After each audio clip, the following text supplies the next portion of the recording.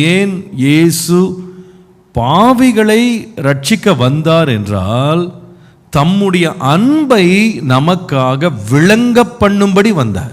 முதலாவது நம்ம கவனித்தோம், தேவ அன்பை தேவன் தான் துவக்கினார் என்று கவனித்தோம். இரண்டாவது கவனித்தோம், தேவன் நம்மேல் அளவற்ற அன்பை வைத்தார் என்று பார்த்தோம். மூன்றாவது கவனித்தோம், தேவன் நம்மேல் வைத்த அன்பு புரிந்து கொள்ள முடியாத ஒரு அன்புன்னு கவனித்தோம். And the third point we saw is that God's love upon us is inconceivable. இப்போ இந்த தேவ அன்பு நமக்கு அவ்வளவு தேவையா?